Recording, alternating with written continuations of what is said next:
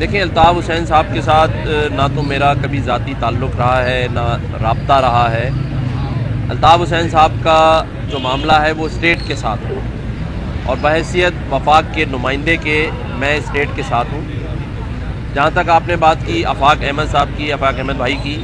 تو میری یہ خواہش ہے کہ میں جب ابھی کراچی جاؤں گا تو میں ان سے بھی بات کروں گا، ان کے پاس بھی جاؤں گا اور ان کو بھی یہ عرض رکھوں گا، کیونکہ مجبور تو نہیں کر سکتے، گزارش کر سکتے کہ کراچی اس وقت درد میں ہے، تکلیف میں ہے۔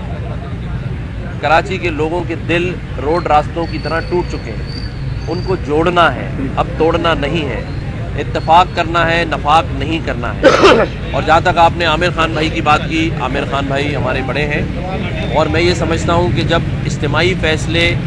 شہر اور شہریوں کے مفاد میں کیے جائیں گے تو وہاں کسی کی ذاتی رائے کی اہمیت نہیں ہوتی، لیکن عامر بھائی ایم کیو ایم پاکستان کے سینئر ڈپٹی کنوینر ہیں، ان کی رائے کو ضرور اہمیت دی جائے گی، وہ جو کہیں گے اس کو سنا جائے گا اور خالد مقبول بھائی فائنل فیصلہ کریں گے۔ اچھا بتائیں کہ پیپلز پارٹی جو ہے ایم کیو ایم کی جانب سے نئی ہلکا بندوں کے مطالبے کو الیکشن سے فرار کا بہانہ قرار دے رہی ہے، کیا کہیں گے آپ؟ دیکھیں یہ ایم کیو ایم پاکستان کی ریڈ لائن ہے، ڈی لمیٹیشن پر پیپلز پارٹی کو فیصلہ کرنا پڑے گا، یہ ان کا وعدہ بھی تھا اور اس کے اوپر ایم کیو ایم کے دوست میرے پاس آئے تھے اور میں نے پیپلز پارٹی کے دوستوں سے بات کی تھی، بلاول بھٹو صاحب سے بھی بات کی ہے، آصف علی زرداری صاحب سے بھی میں نے بات کی ہے اور میں سمجھتا ہوں کہ اگر یہ نہیں ہوگا تو یہ کراچی کے لوگوں کا حق مارا جائے گا۔